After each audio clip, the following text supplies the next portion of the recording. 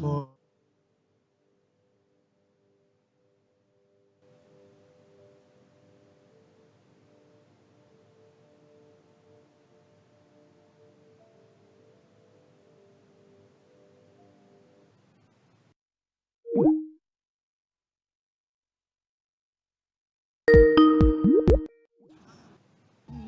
it's incredible. Hello.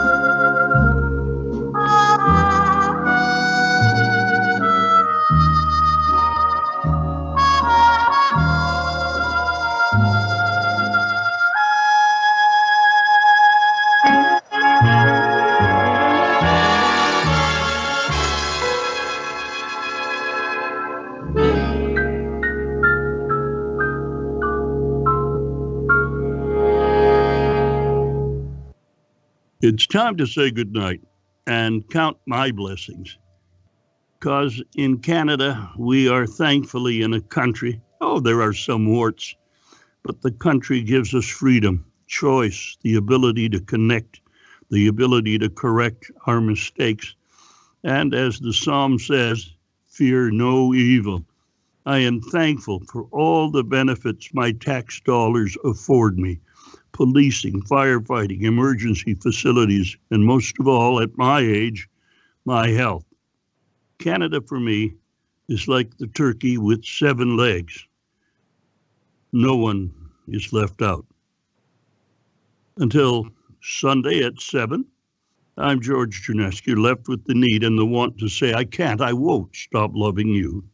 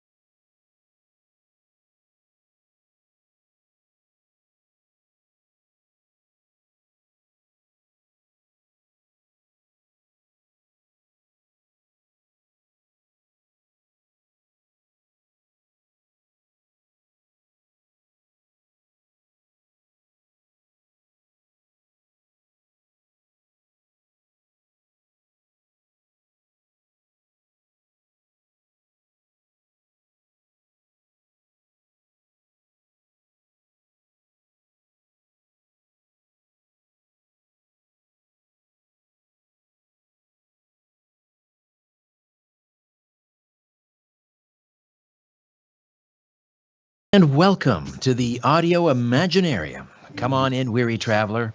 Hang your cloak on a peg, grab a stool, and come gather around the fire. There are stories to be told, and you are among friends. Two of the featured speakers who will appear at Stargate to the Cosmos Expo 2018 are standing by to discuss the vast field of exopolitics, how the Anunnaki have influenced our planet, and some say are still in control today. We are live streaming on our YouTube channel tonight. I am broadcasting from my little studio beneath the stairs up in Thornhill. Ian Robertson, my fine rockabilly friend, is back at Zoomerplex in Liberty Village, twisting the dials and knobs.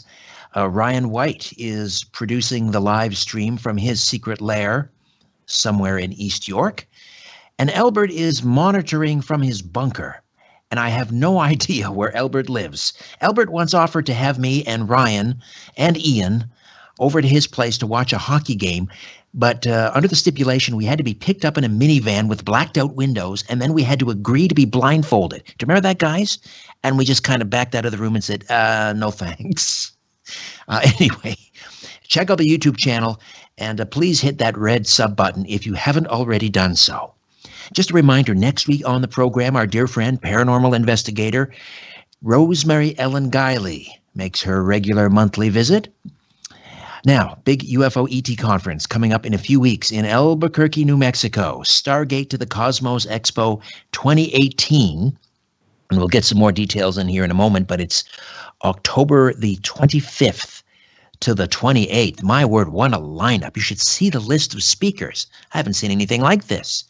Absolutely enormous list of terrific speakers, including Sasha, Lessin, PhD, author of Anunnaki, Gods No More, and producer of the hugely popular website Enkeyspeaks.com, rather, and he studied with the late Zecharia Sitchin for many years, and Mr. Sitchin asked Dr. Lessin to create popular courses to revise ancient anthropology and add the aliens, the Anunnaki on Earth from 450,000 to 300 BCE.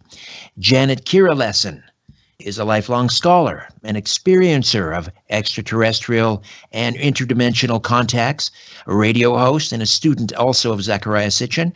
She immersed herself in studies of Ninmah, the Anunnaki, and she says she receives direct downloads from Ninmah, the geneticist, from whose womb we all received our mitochondrial DNA. Janet expresses Ninmah consciousness, peace, longevity, respect for consciousness, justice for women Earth, and membership in the Galactic Society. She has co-authored Anunnaki, Legacy of the Gods, Anunnaki, False Gods, Marduk, Anunnaki, King of Earth, Tantra for all Chakras, and Teach Tantra with Dr. Sasha Alex Lessin. Welcome both to the Conspiracy Show. How are you?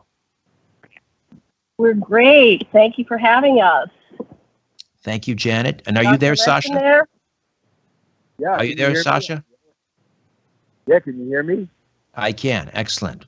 So let me start with you, Janet. Just tell me a little bit about the upcoming conference in Albuquerque, Stargate to the Cosmos Expo 2018. That's the 25th to the 28th.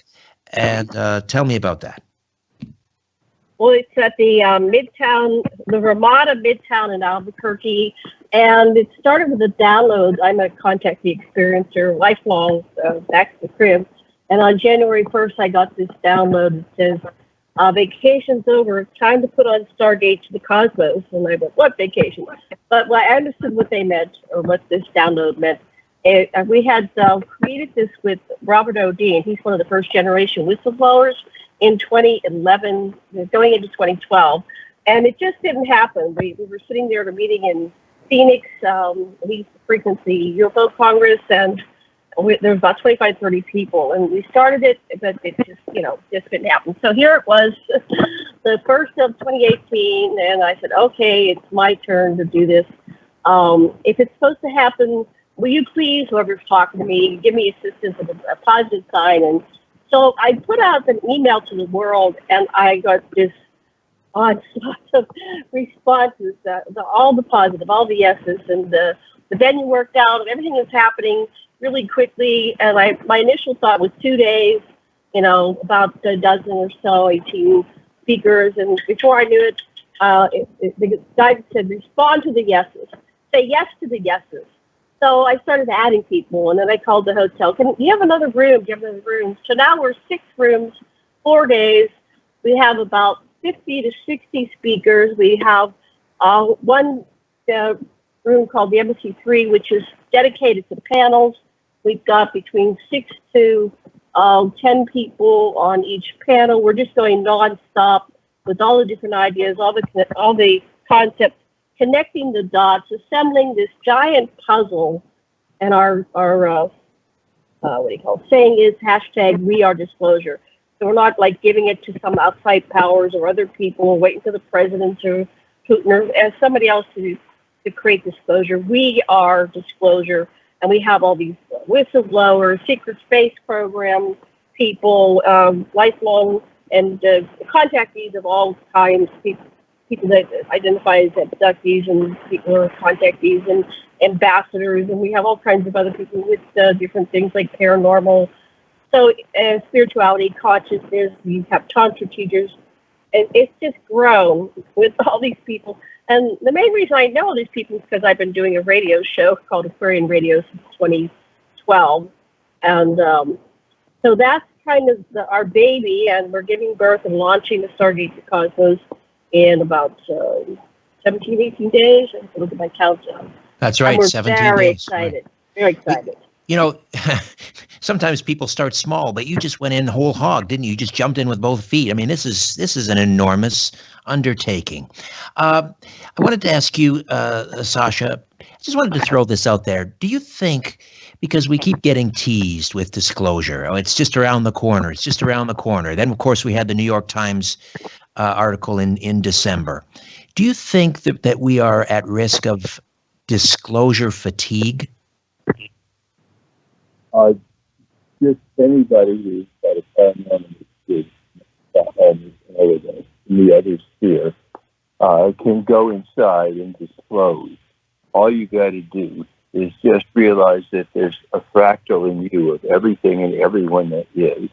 And you can go there, and you can be there, and you can download stuff, and you can feel your simultaneous existences, and you can derive hypotheses that you can see whether it's right, what would support that, or what would make it contributing less. And it's right there. So forget about the government. The function of government is theft. And the function of the institutions are keeping you sick, so you'll support them, and all that sort of stuff. But just go inside, and you're free of that matrix.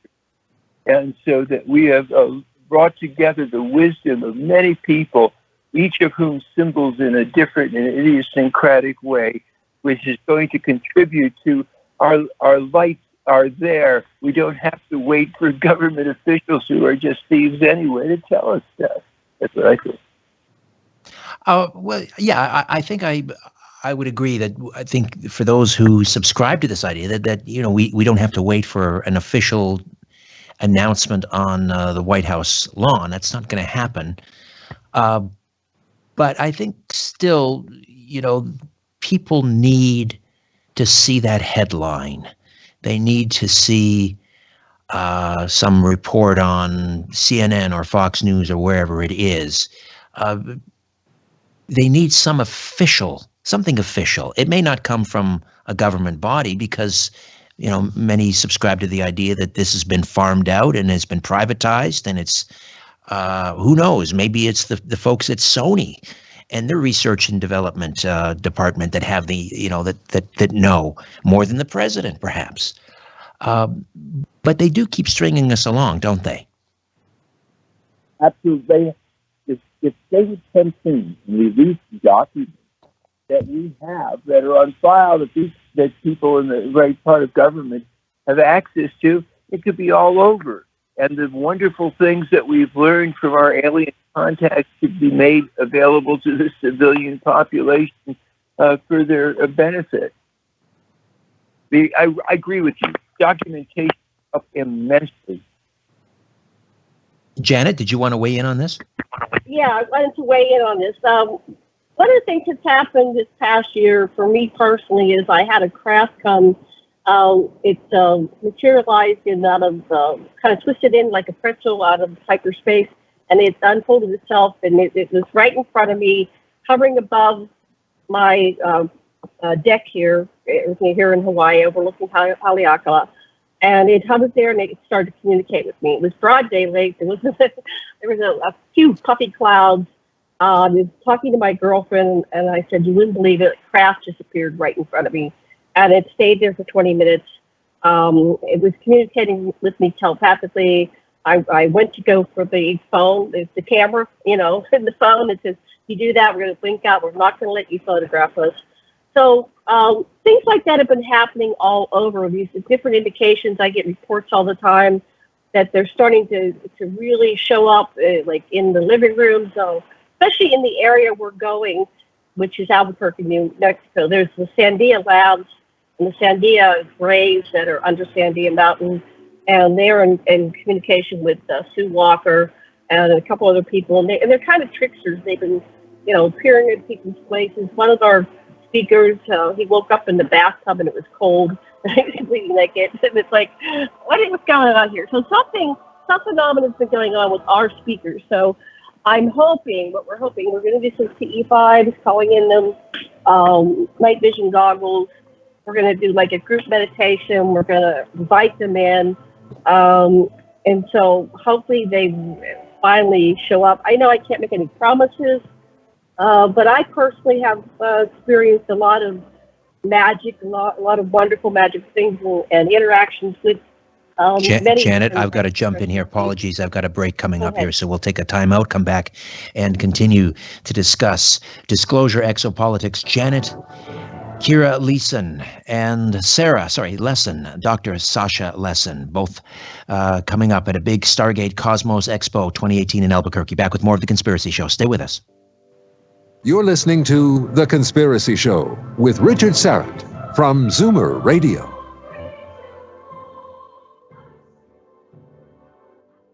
The Conspiracy Show with Richard Syrett is brought to you by Crime and Trauma Scene Cleaners. The moment you moved in, you could feel it, a chilling, an unwanted entity, and whispers in the dark. Get out. Experiencing unexplained disturbances? Time to call Paranormal Contractors, a division of Crime and Trauma Scene Cleaners. They'll professionally assess, identify the source of the disturbance, and if necessary, remove any unwanted visitor. Paranormal Contractors, for things that go bump in the night. For more details, visit crimescenecleaners.ca. Come From Away is the joyous, foot-stomping, and heartwarming musical you need to see this fall. It's a powerful celebration of humanity, cheers the Globe and Mail. Come From Away has become a genuine classic, raves the National Post. And Newsweek says, Come From Away takes you to a place you never want to leave. Come From Away, now playing at Toronto's Royal Alexandra Theatre. Get tickets at 416-872-1212 or mervish.com. Questions about your plumbing? Call in Reliance Home Comfort. Kevin asks, why does my bathroom sink take so long to drain? Well, Kevin, in the bathroom, hair can be a common cause of simple clogs. However, it could be something more serious, like a problem with your main drain line caused by intruding roots. Whether you have an urgent need or an issue you've been putting off, call on Reliance Home Comfort for all your plumbing needs. We'll get there quickly and fix it right. So when you need help fast, call on Reliance. I need a 7-letter word for fall. How about leather? That's 7 letters. All right. But what does leather have to do with fall? You really need to get out more. Like to the Hide House, where right now, for a limited time, save up to 40% off all leather, down, and wool jackets during their fall sale. Big savings on fine leather furniture, too. The Hide House? The Hide House. Details at hidehouse.ca. Hurry into Canada's largest leather store. It's worth the drive to Acton.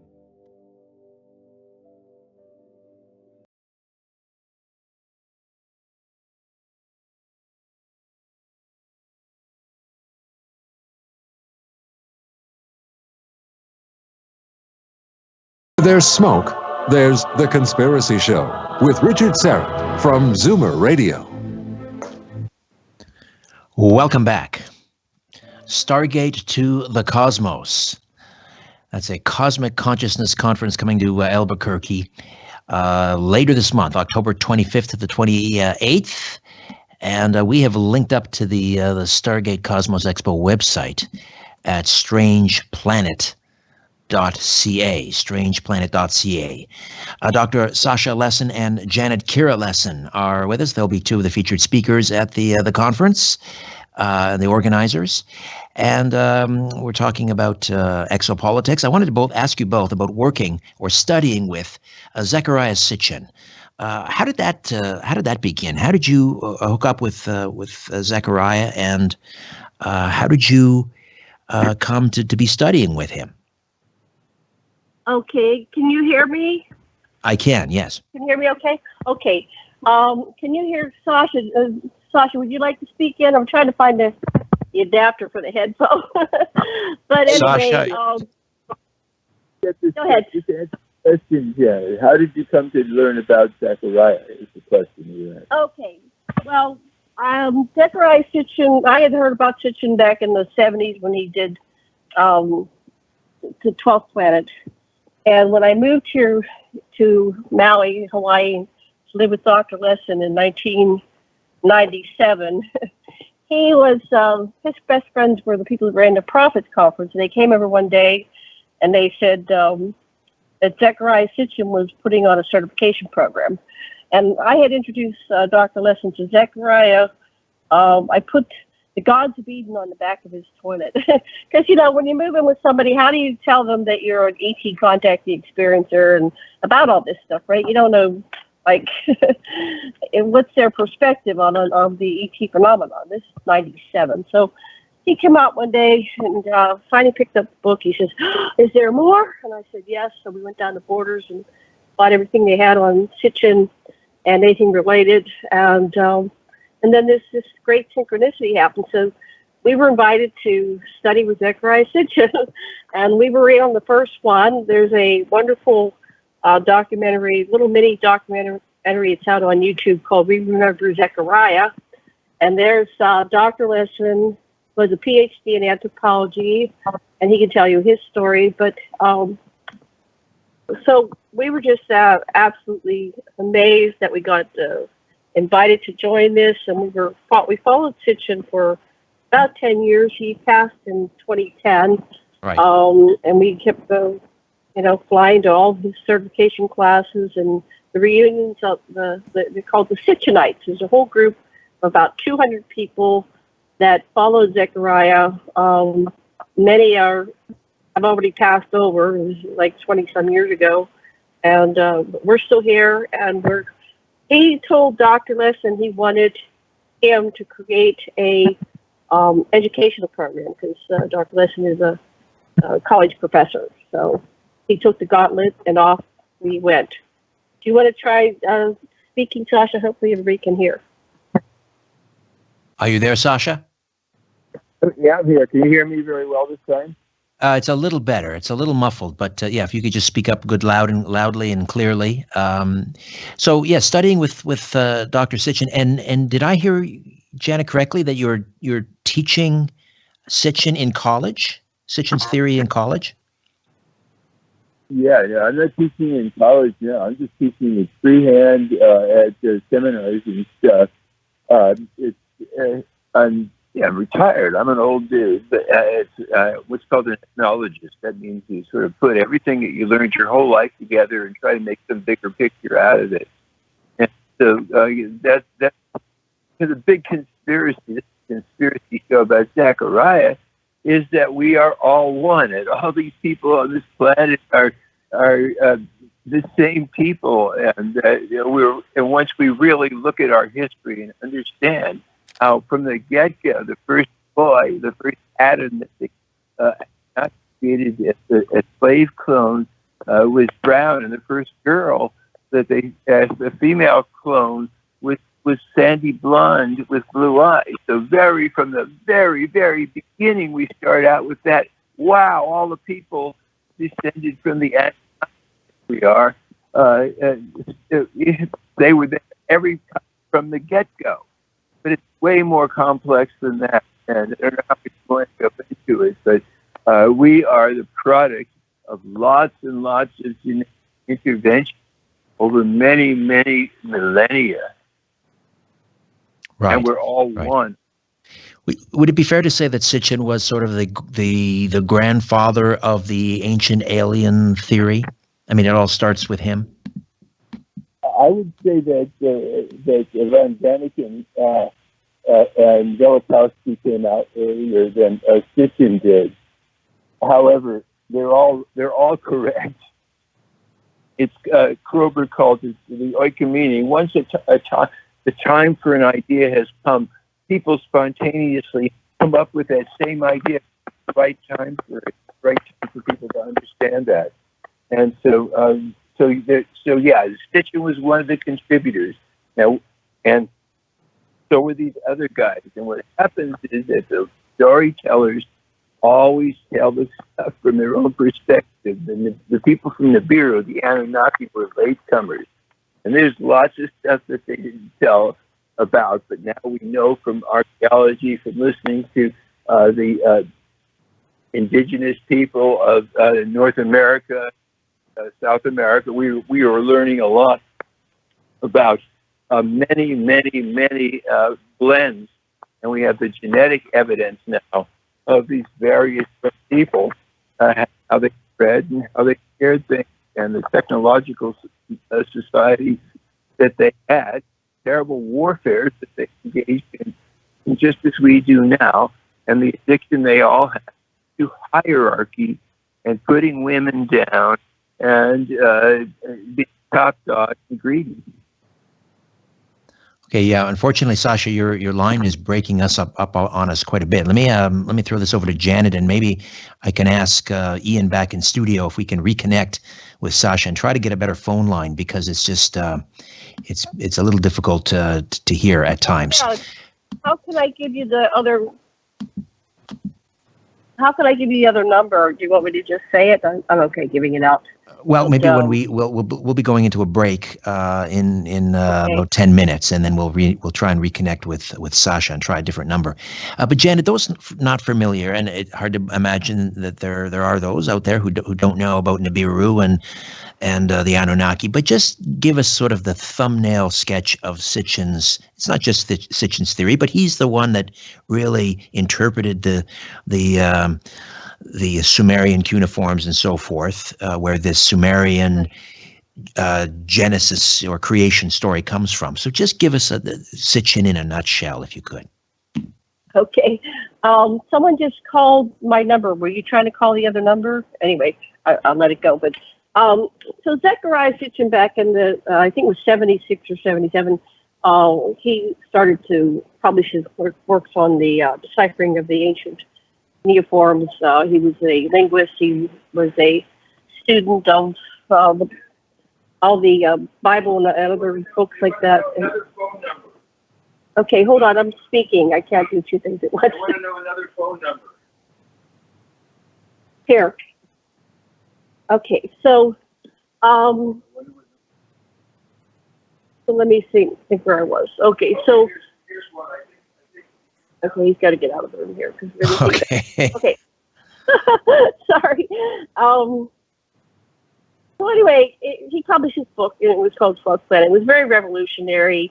Van Daniken had covered things with kind of a different perspective. He was just coming from the anomalies. He wasn't coming from the language aspect. And when you research the stories, they go into great detail. And of course, we've only deciphered a small percentage.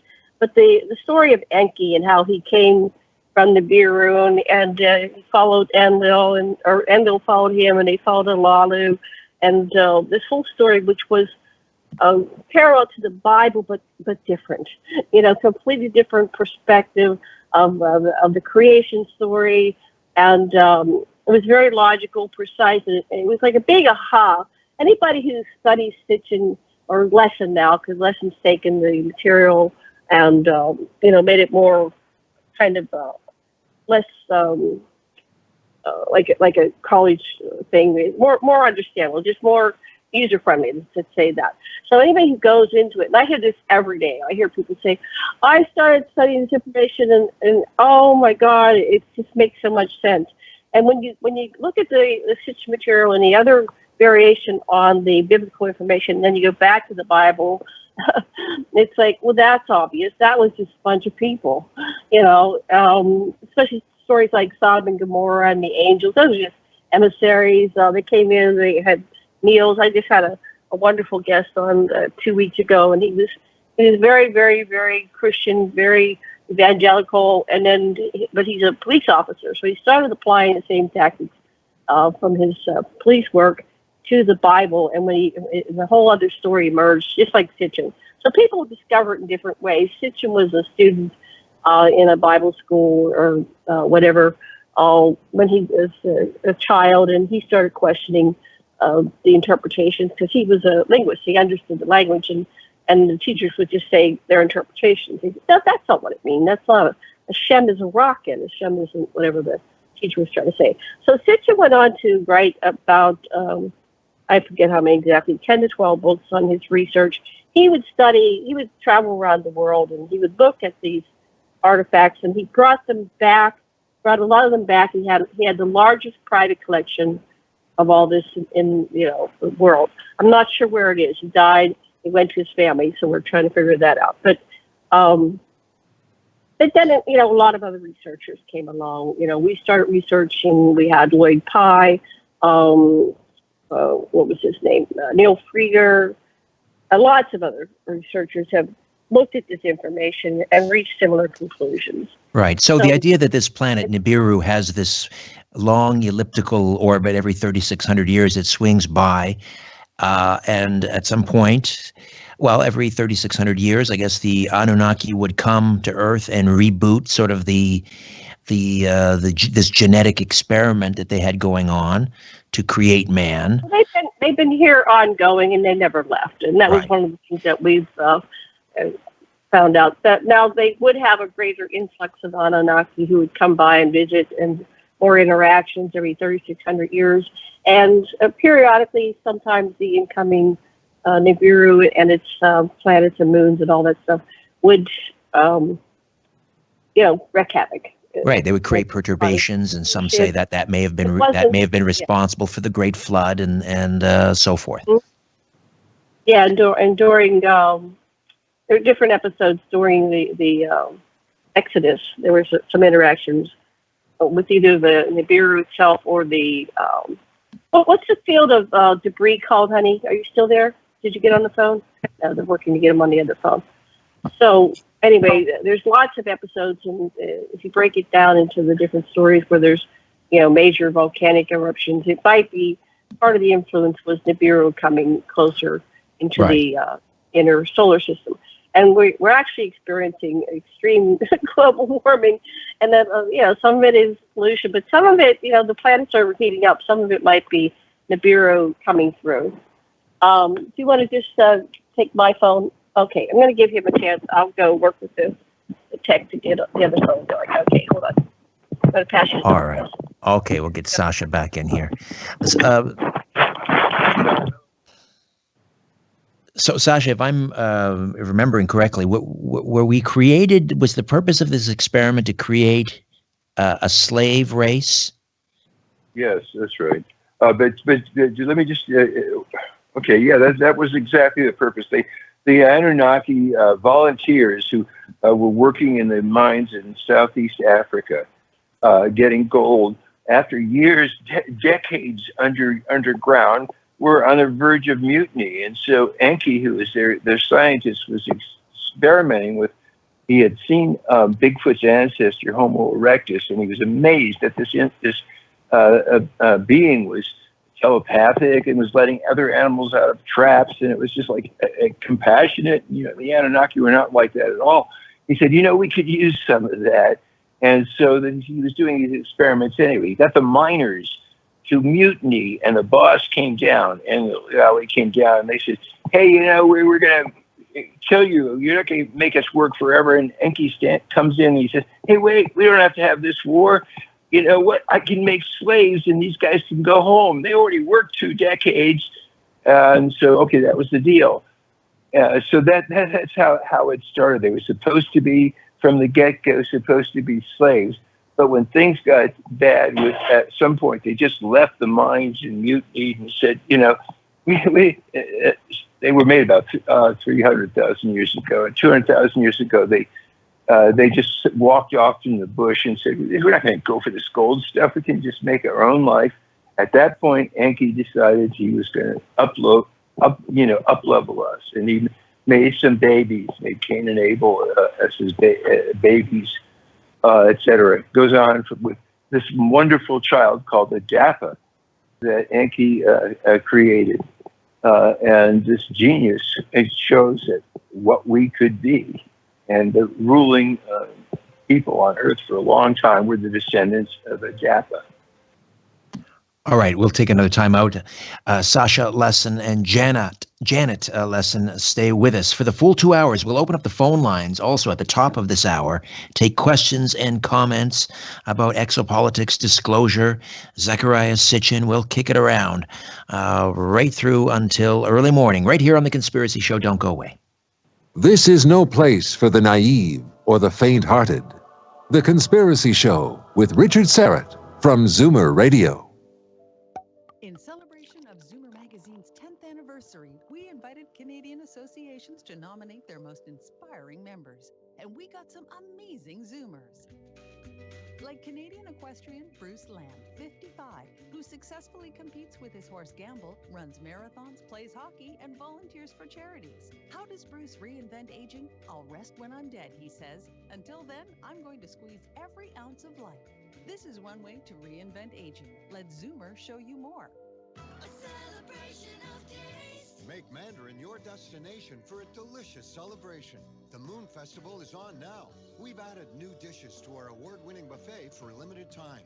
Enjoy sweet and sour fish, butternut squash soup, mooncakes, and more. Our all-you-can-eat dinner buffet also features tender, juicy roast duck. Choose from these and over 100 Mandarin favorites. Celebrate the Moon Festival with family and friends today. Did you know there's a high-dose flu vaccine available free of charge for people 65 years of age and over this fall? Already got mine. FluZone High Dose. My healthcare provider recommended High Dose because it offers me 24% better protection against the flu than FluZone's standard dose. Show off. 65 and over? Ask your healthcare provider about FluZone High Dose or learn more at fluhd.ca. Vaccination does not provide 100% protection. Side effects and allergic reactions may occur. Talk to your doctor or pharmacist to see if this vaccine is right for you. Research suggests that women are too conservative with their savings and investments. Janice Honeyman, Portfolio Manager at Mackey Research Capital. I'll let you in on a secret. Every person is unique. Some women take risks while others are conservative. Another secret, men don't like to lose money any more than women do. I believe in providing customized investment planning for every client. Go to janicehoneyman.com to find out what my clients are saying about me. To meet with Janice, call 416-860-7781. The truth is not out there. It's right here. The Conspiracy Show with Richard Serrett from Zoomer Radio. Welcome back. Dr. Sasha Lessin, Janet Kira Lessin with us. And again, the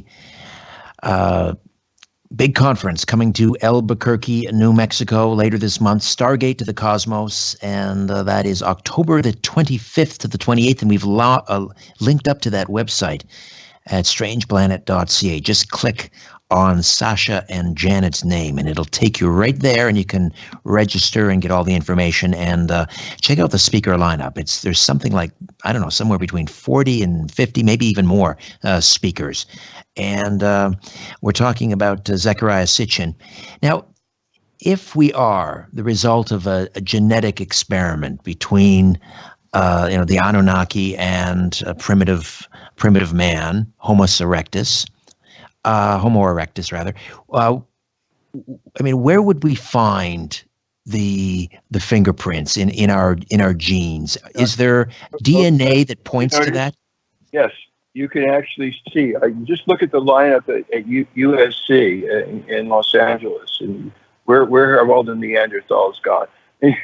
No, the point is that it's rife throughout. We are they. You have to understand it's mostly Anunnaki genes with just some of. And Bigfoot was not something primitive.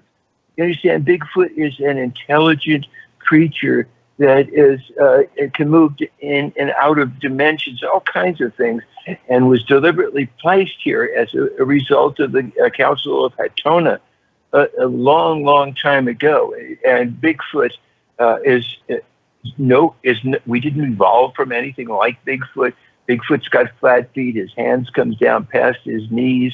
No bone in our body is like a bone in Bigfoot's body, but Bigfoot is an intelligent creature like us. And so mainly the Anunnaki took their genes and they took the fertilized ova of these female Bigfoot ancestors, and they put them in the womb of their own medical staff, starting with the chief, Nimrod. So these women gave their mitochondrial DNA to the first the 100,000 years of clones, but the Enki's son, Ningishita, discovered how to make the clones fertile, and that's how the Tiamat, the first girl, Adam's pair, had some of the DMT bearing fruit of Nimrod's tree, and she made love with Adam, and she had a Satori experience. And when Yahweh, Enlil, came over and saw this, she was pregnant, a teenager, and she comes up with all this intelligence. She's doing geometric puzzles. She's made clothes and a table and stuff. He's aghast. And, you made these creatures that are supposed to be dumb slaves. This kid's just as smart as our kids. Get him out of here. Send him to Africa, make him breed. That's what they're for. And so so that's how they got, that was Exodus from the garden, expulsion from the garden. So that's a little bit of that story. And it's only later anyway, so it goes on, the story goes on and on. Right. So Bigfoot was the Bigfoot was simply used, the genes from Bigfoot was used to temper and to give some behavioral modification to the Anunnaki to make us more gentle, more compliant, more what? So right on. You've got it. You've got the essence of it. Yes. What Enki saw, how everybody was, willing to, and his clan willing to murder each other and have a thermonuclear war.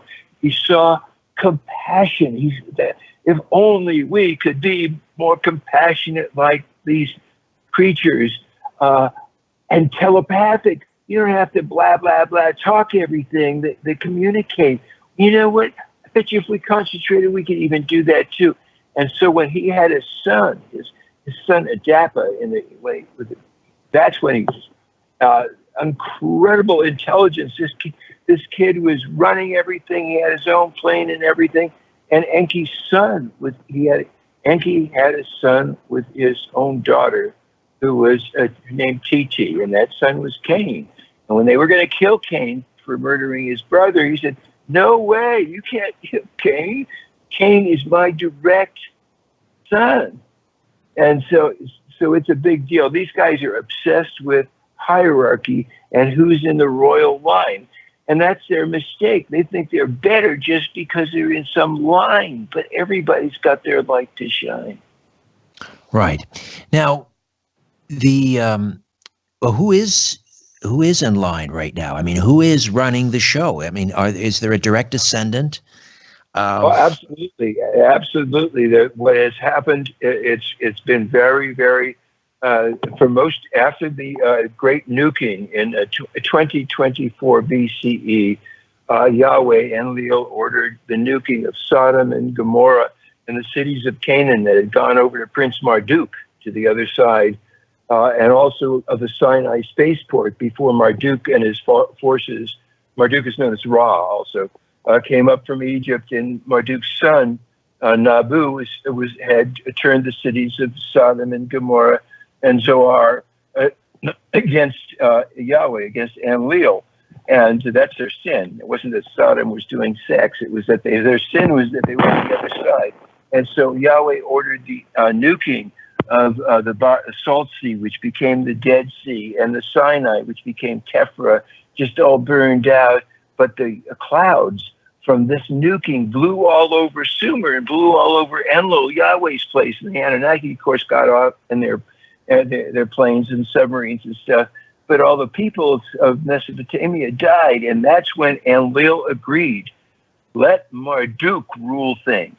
So from 2025 BCE on, that's who ruled the earth, except the forces of Nimrod, the great peacemaker, came back in the Anatolian Peninsula, and so we have a period of the great goddess in loving commerce, and which ultimately gives you Minoan civilization.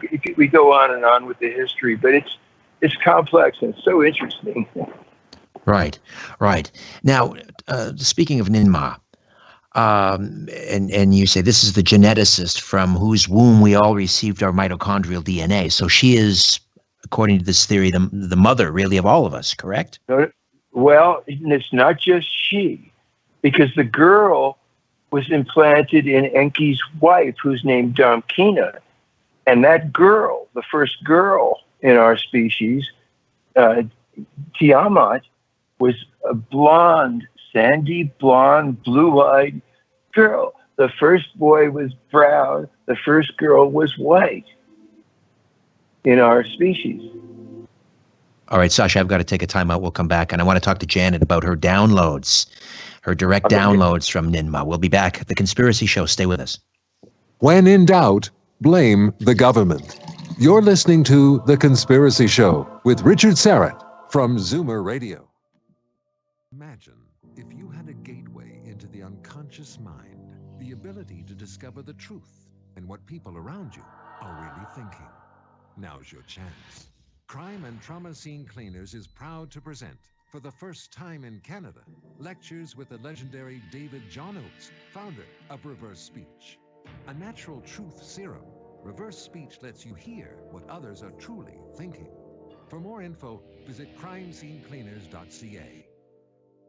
Why is getting a 2018 Ford F-150 the smart choice? For starters, it wins with best-in-class towing, payload, and fuel efficiency. Plus, it's part of Canada's best-selling line of trucks for 52 years. Need more reasons? How about the Ford Smart Choice event? Get 0% purchase financing for 72 months. Plus, until October 31st, eligible Costco members get an additional $1,000 on select new 2018 models. Visit your local Ford store or Ford.ca for details. It's fall! And prices are falling at Pollock's. Save 20% off any hand-knotted area rug. Great pricing on hardwood, too. At Pollock's Carpet Market. Pollock's could cover the DVP from the lake to the 401. That's selection. That's Pollock's selection. Save 20% off any hand-knotted area rug right now. Pollock's perfect prices. Pollock's perfect service. Pollock's perfect installation. The biggest deals on Roncesvalles. Consumer's Choice Award winner. Pollock's Carpet Market. Check in for the Canadian premiere of a dazzling new musical, Irving Berlin's Holiday Inn. Get in the holiday spirit as the beloved film comes to life on stage in this joyous musical spanning a year of celebrations, featuring 20 memorable songs by Irving Berlin, including Blue Skies, Cheek to Cheek, White Christmas, and many more. You won't want to miss Holiday Inn, November 22nd to December 30th at the Hamilton Family Theatre, Cambridge, formerly the Dunfield Theatre, Cambridge. Buy online instantly at DraytonEntertainment.com.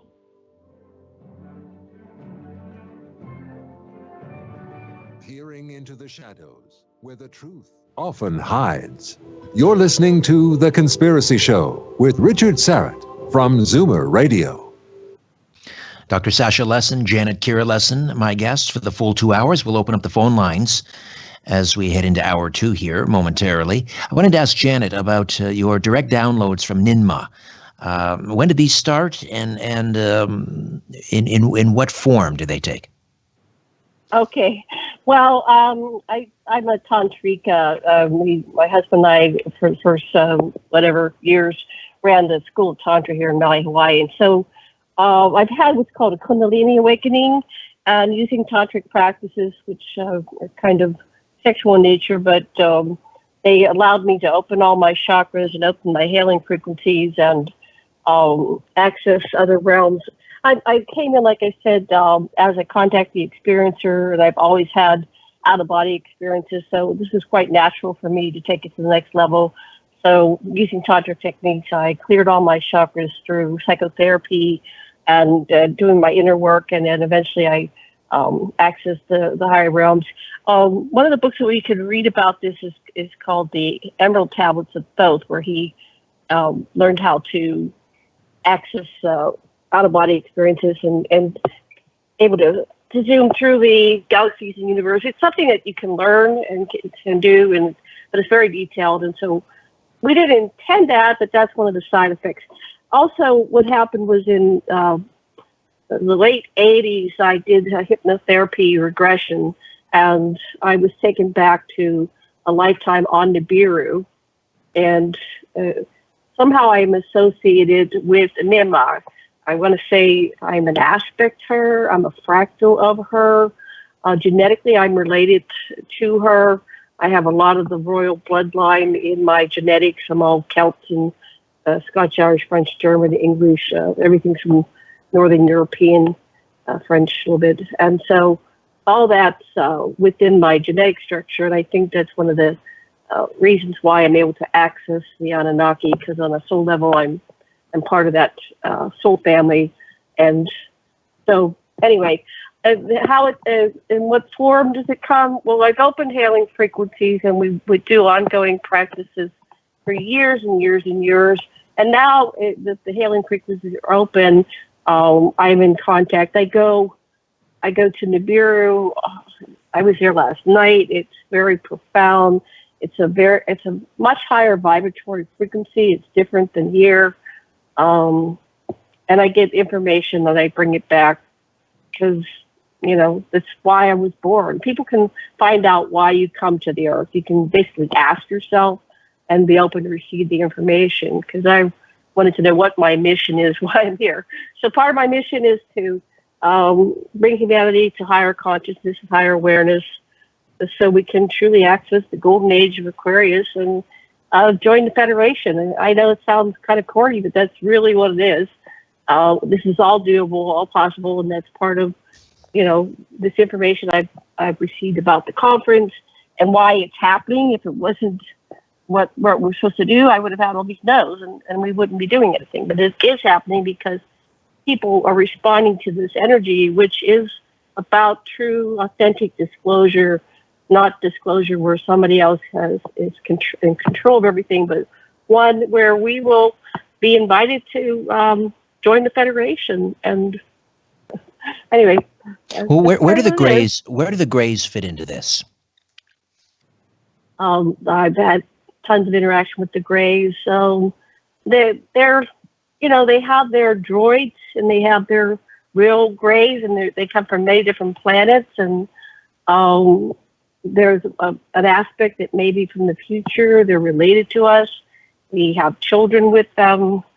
They're part of it. If you go to, Pumapuku, they've got carvings of the Greys on the wall it was like an international or intergalactic spaceport. They have all these different beings. They're just one of the species that are interacting with us. They create hybrid children. I think part of it's because they're not able to really reproduce very much anymore. But a species, when it gets too interbred, it loses hybrid vigor. So, it's a natural thing for species to cross-pollinate. And, we see that happening here naturally on Earth. We don't maintain racial purity. We tend to mix and match and have, children of many races. So that's what they do in the galaxy. The Greys are the geneticists. They love to combine DNA and see what they can create. They think that our genes belong to the universe, and it's just something that we personally don't own, and they can take it and make other beings and creatures. And that's part of co-creation with God, Source, and universal consciousness, is to create diversity. But the method by which they do it, if we are to believe some accounts from abductees, is not what what would one would consider sort of a spiritually evolved species. I mean, it sounds horrific in many cases. Well, you go underneath it. Many of the contacting experiencers had agreed to this interchange. Some of them are related to them on a higher level. Some of them go into gray avatars and work on the ships. So it's much more complex than that. But it's kind of like, when I take my cat to the vet, she's all freaked out. But experiencer contactees, upon reflection, the longer they look at it and deal with it, the more they realize that they had made an agreement to do it in the first place, and that it's a positive thing for themselves and for creation and humanity. So. And what about the insectoid type, the insectoid type aliens? How do they fit into this big picture? I mean, I'm just trying to figure out who's wearing the white hats, who's wearing the black hats, and who's wearing the gray hats.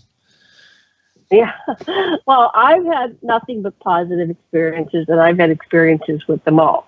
But I understand when people perceive and have negative experiences, and there are military experiences because they're coming in and they want to know what the extraterrestrials have said to us and what they've been doing with us. So there's another whole aspect of this whole thing.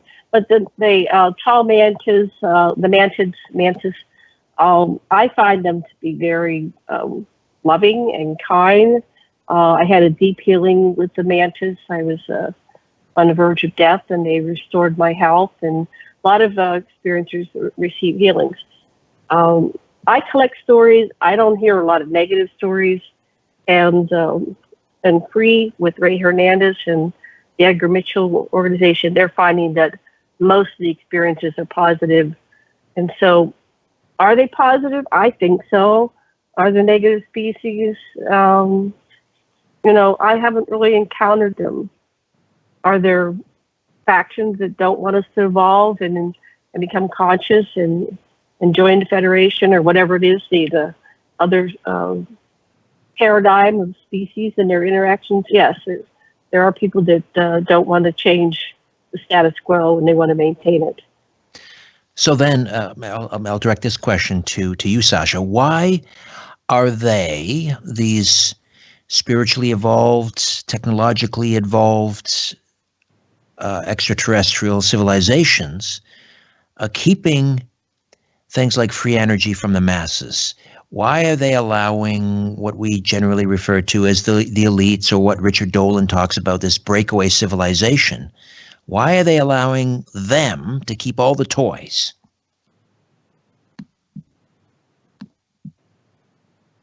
You there, Sash? You might be on mute. Take the phone off mute. Can Sasha hear me? I don't know. He's in the other room. All right. Okay. I'll throw that. Okay. Sasha, go ahead. Did you hear my question? Yes. Can you hear me? I can. Yes. Okay. Woo.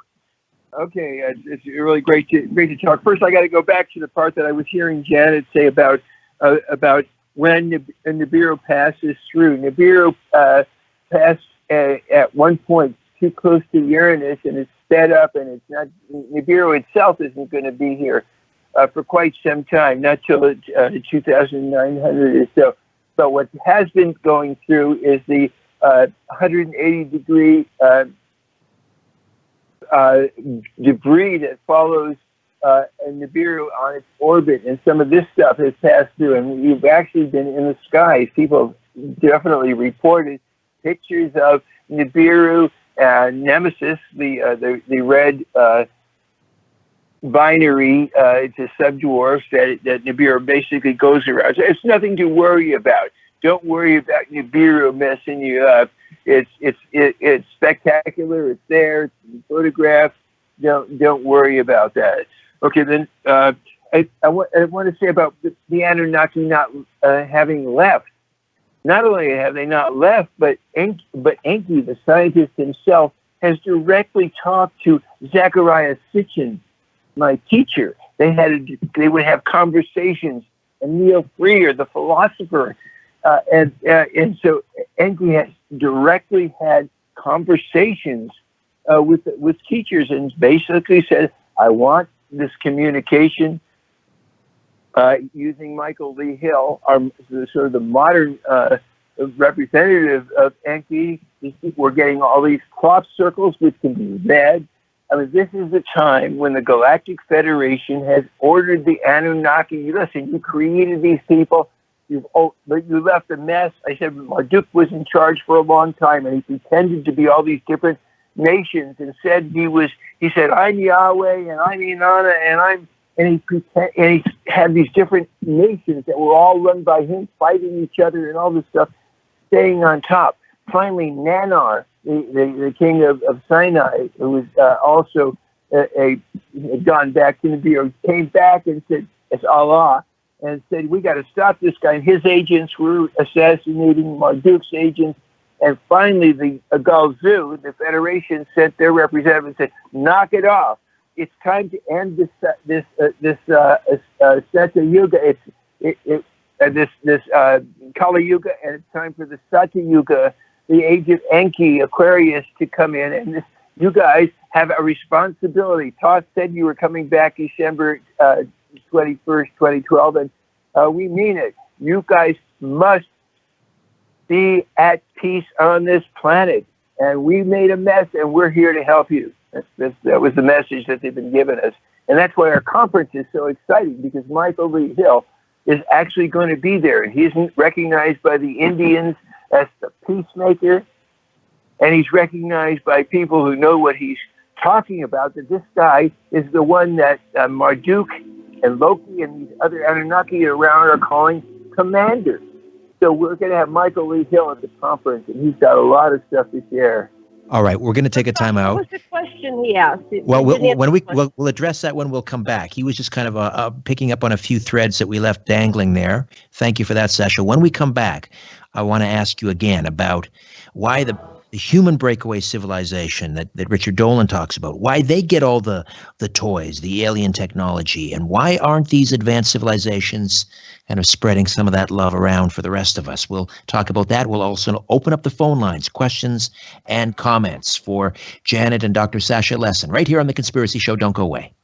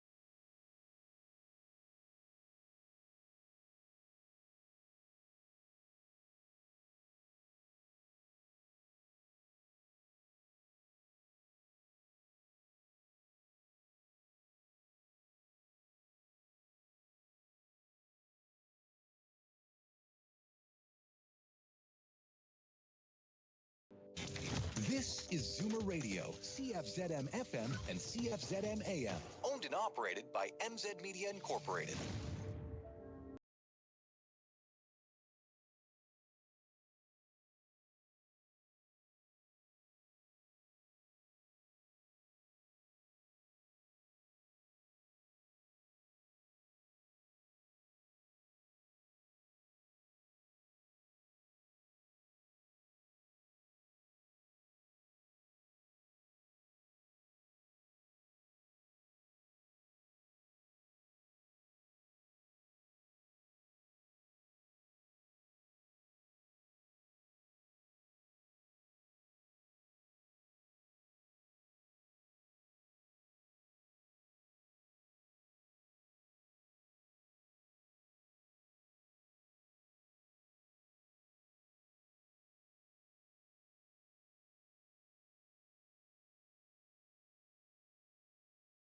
Thanks for inviting me into your home, long haul truck, RV, camper, taxi, your parents' basement, your loft, that greasy spoon just off the interstate, and your cabin in the woods.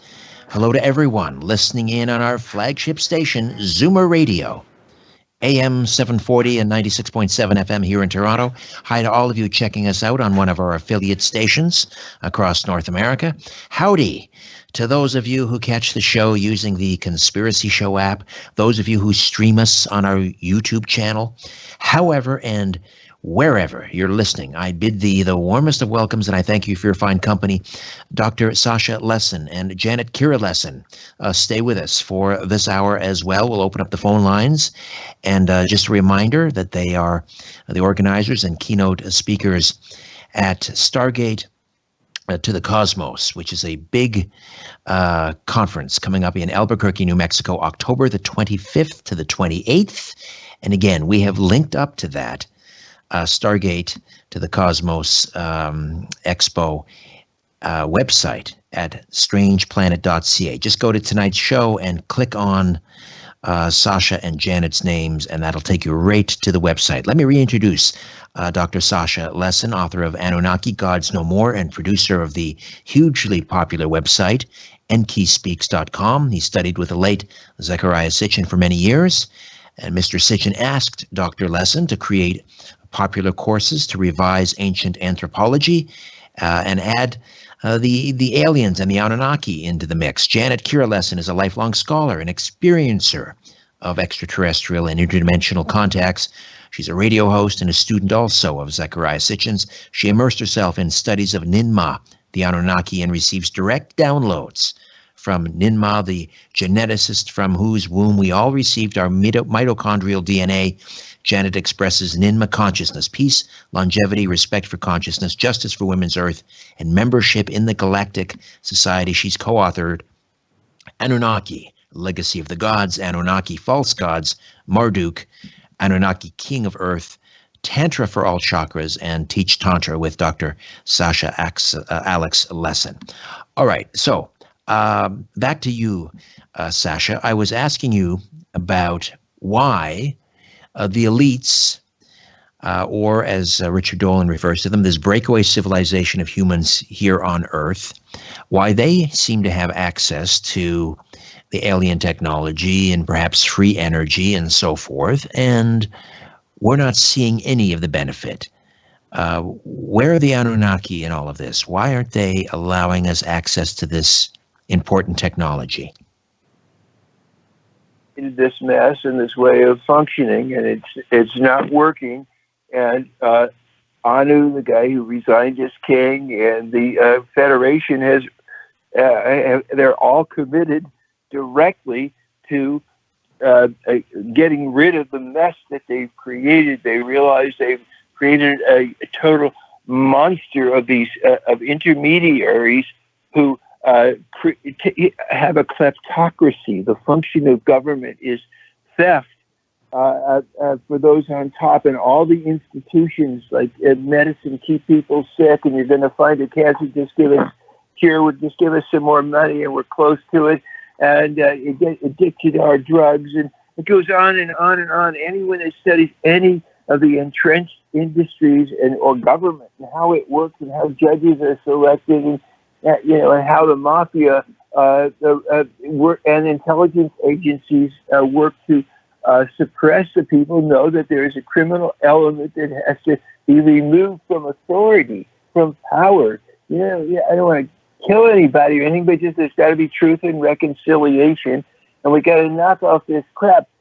Truman and I have allowed people to be kidnapped, and you were quite right in mentioning and be taken and so forth. And there's been a lot of people feeling like, yes, indeed, it was against their will. And as they mature in their perception, they eventually come to, well, that's whatever it was. Right now, I can see it's part of a larger plan because I am who I am now, and I've got gifts to give to the world. So people, on reflecting on their life, whatever it is, come to that kind of a conclusion. That's like, that's obvious that, and that's part of it. But yes, the Anunnaki despair that can so help us with. They know how to train stem cells to replace organs and eyes that can see, and the person that was congenitally blind. So many things, transport that doesn't pollute. They have all this stuff. What keeps them from doing this power elite that's got to be removed in a way that isn't bloody and doesn't touch off things like the French Revolution where everybody's killing everybody. It's got to be done in some peaceful way. That's what I think. Janet, did you want to weigh in on that with your thoughts? Why Yes. we're being prevented from getting free technology? Well, there's Free a energy, fact I mean. that Sorry, nobody free has. energy. Yeah, free energy. There's cures for all diseases. We can basically raise the dead. We have everything. We can regrow limbs, cure all diseases, revive the dead. It's just all there. The people in the secret space program are reporting that we already have it. And that's the $1,000,000 question.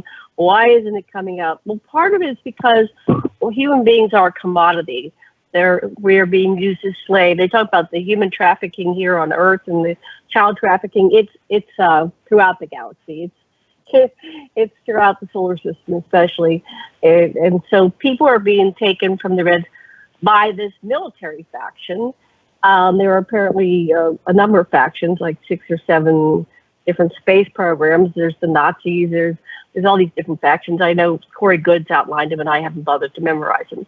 But I'm talking to the whistleblowers, the secret space program people, and they're coming out at their conference, and they're saying, I was 9 years old. I was taken out of my bed. I was first used as a child slave in the drug trade, and because I was psychic, and then I was traded to be a sex slave for some rich people in Chicago, and there was their boy toy, and then I was traded, and I went into the base on Mars, and then I went out into the solar system, and then 20 years went by, and they said it's over, and then I was back in my bed, and it was 15 minutes later, I was still 9 years old. I was 9 years old again. I woke up and went downstairs and had breakfast, and had to look normal in front of my parents. So it's really freaky for the people that have these experiences, and it's like some of them are not just 20 and back, but 60 years or times in between. So to answer your question, who's doing this? It's somebody that's profiting from it and controlling and manipulating this worldview. They don't want to give it up. They don't want to give up their money. So how are we going to bring this about? Well, we have to all get conscious and reach critical mass and speak up for ourselves, for each other, speak out. There's safety in numbers. And that's what's happening. We're doing a bunch of testimonials. All right. I think we have someone on the line here. Is Skip in Toronto there? Skip. Hi there. Welcome to the Conspiracy Show. Yeah, what I would like to say, and I would like to take me very serious about what I'm saying. United Nations has given all these countries authority to kill people. They go into the hospital, and when they go into the hospital, instead of they're giving them the medication they're supposed to get, they're killing people out. I know they're sending all these aliens around the damn place to attack you. I had to exterminate 3 of them out of my building, and it wasn't easy for me to do that. I gotta speak in tongues like I speak. And I said, in the name of Jesus Christ, do not come into my house, leave my house. These are the things I have to be dealing with, right? And people doesn't understand. They say, well, I look like a crazy man. I am not no crazy man. I know what is going on. They're trying to kill out people. And they have given, United Nations has given the government authority to send aliens and all these obstacles in your house to kill you. And I know what I'm talking about. All right, Skip. Let's have Janet and Sasha respond to that. So, are there hostile entities I mean, surely they're not all benevolent. All I see in Okay. my Skip, let me get Janet and Sasha in here to respond. I mean, are there some hostile entities that are here on Earth that we're dealing with? It's very complicated. I wouldn't want to say any one particular species or race is hostile. I've seen wonderful reptilians, and I have not encountered any negative ones. That's all I'm saying. I have not personally. I don't know why that is. I know people have negative experiences. What you're talking about, Skip, I'm not sure. I really haven't encountered that personally. You're saying that the United Nations authorized this. I'm not aware of that. I mean, I don't know everything. I'm just a person. I'm doing the best I can to research it, and I'm talking to a lot of people, and that's part of what we're pulling together at this conference, connecting the dots. But I'm sure we're going to create more questions than we do answers. I'm not like Stephen Greer that said there are absolutely nothing. There's nothing negative going on. The universe is a decline. Within each person we have good and bad things. So there's negative things that happen, of course, lots of negative things. But I don't have the details of that. What would you like to say, Dr. Lessin? Skip, I understand that you did a very wise thing when you invoked Jesus Christ. That was a wise move. You did the right thing. Yeah, that works. We don't know why it works, but it does work to right thing, protect yourself. Yeah. Well, that brings up a great question. If Enki, in a sense, or if we are the seeds of, if we're a genetic experiment, who is Jesus then in your mind? Janet can better answer that because she studied Glenn Bogue better than I. This is kind of like cutting to the chase, and Glenn Bogue just released this book 5 in a series, and I've talked to him about the theory. But I concur. I agree with Glenn that I think Jesus is Enki and Enki is Jesus, and Mary is Nima, and that is a warping of the story of the creation story of the human hybrid story in that's the virgin birth.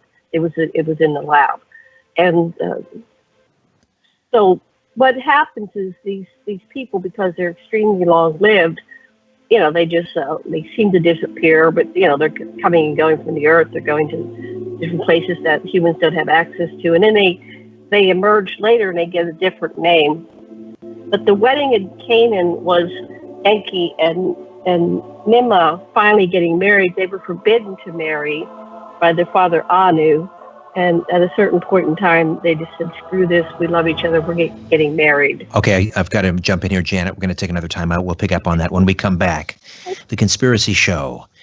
Back in a moment. My name is Richard Serrett. Don't be afraid of the dark. The Conspiracy Show with Richard Serrett from Zoomer Radio. To talk to Richard, call 416-360-0740 or toll free 1-866-740-4740.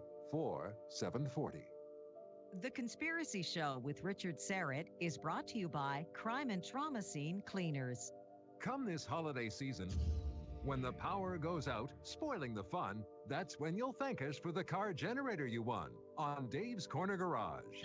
This month, we're kicking butt and taking names, one of whom will win a compact, lightweight car generator. It hooks up to your vehicle, supplying backup power that can run your home for days. Who needs a big, smelly gas generator in the house when you have Uncle Carl? Second prize, a $250 Esso gift card to fill the tank that runs your car that runs a car generator. Enter to win at davescornergarage.com. Hi, I'm Norm Edwards, and for years you've been hearing me talk about the benefits of SierraSil, and for good reason. I use SierraSil every day, and it helps relieve joint inflammation and helps me live pain-free. SierraSil is a naturally occurring mineral complex from the Sierra Mountains that's been clinically proven to help support a healthy inflammatory response, gently detoxify, and improve physical function. Here's what Gordon London had to say about SierraSil. SierraSil is a life changer for me. It's allowed me to get through the day without discomfort in my back, knees, and ankles. Thank you, SierraSil, for the relief. And Sharon in Oakville. I was having aches in my hip and leg to the point where I decided to give Sierrasil a try. About the 3-month mark, I realized the aches and discomfort were virtually gone. I have no hesitation in recommending Sierrasil. Join the list of those living pain-free. Sierrasil, it's the natural choice for proven joint pain relief. Look for it at your favorite natural food store or all Rexall and Rexall Pharma Plus locations. The moment you moved in, you could feel it. A chilling presence, an unwanted entity, and whispers in the dark. Get out. Experiencing unexplained disturbances? Time to call Paranormal Contractors, a division of crime and trauma scene cleaners. They'll professionally assess, identify the source of the disturbance, and if necessary, remove any unwanted visitors. Paranormal Contractors, for things that go bump in the night. For more details, visit crimescenecleaners.ca. The world is being pulled over your eyes. This is The Conspiracy Show with Richard Sarrett from Zoomer Radio. To reach Richard, call 416-360-0740 or toll free at 1-866-740-4740. And we are back with Dr. Sasha Lessin and Janet Kira Lessin.